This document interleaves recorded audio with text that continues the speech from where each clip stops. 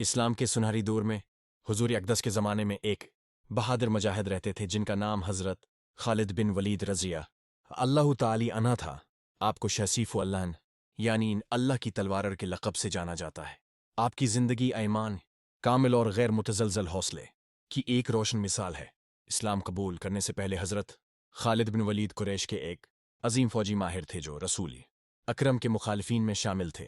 غزوہ احد میں آپ کی عسکری حکمت عملی نے ایک وقت میں مسلمانوں کے لیے جنگ کا پانسا تقریباً پلٹ دیا تھا، لیکن آخرکار حق کی روشنی نے آپ کے دل کو منور کر دیا۔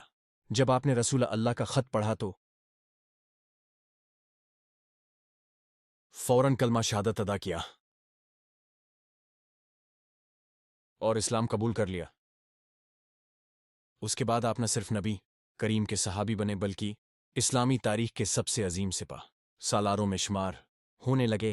فتح مکہ کی قیادت میں مکہ آپ کا کردار نہایت اہم تھا۔ مسلمانوں نے رسول اللہ کی قیادت میں مکہ میں پرامن طور پر داخلہ کیا۔ رضی اللہ عنہ کی طاقت صرف ان کی جنگی مہارت میں نہیں تھی بلکہ ان کے اللہ پر کامل بھروسے میں تھی۔ غزوہ موتہ میں جب مسلمانوں کا لشکر تعداد میں بہت کم تھا، آپ کی حکمت عملی نے مسلمانوں کو شکست سے بچا لیا اور اسی مارکے میں آپ کو یسیف ہوں اللہ یعنی اللہ کی تلوار کا لقب عطا ہوا۔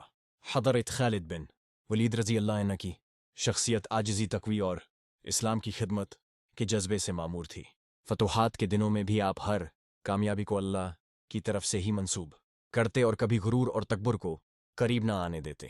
جب آپ کو سپہ سالاری کے عہدے سے ہٹایا گیا تو آپ نے صبر و شکر کے ساتھ اس فیصلے کو قبول کیا، اسے ایمان کا امتحان سمجھا اور بدستور اسلام کی خدمت کرتے رہے۔ آپ کی زندگی ہم سب کے لیے مشعل راہ ہے جو ہمیں شجاعت، حکمت اور اللہ پر بھروسہ کرنے کا درس دیتی ہے۔ حضرت خالد بن ولید رضی اللہ عنہ کا ورثہ ہمیں یہ یاد دلاتا ہے کہ حقیقی فتح ایمان اور اللہ کے حکم پر ثابت قدم رہنے میں ہے، کیونکہ جو اللہ پر بھروسہ کرتا ہے وہی دراصل کامیاب ہوتا ہے۔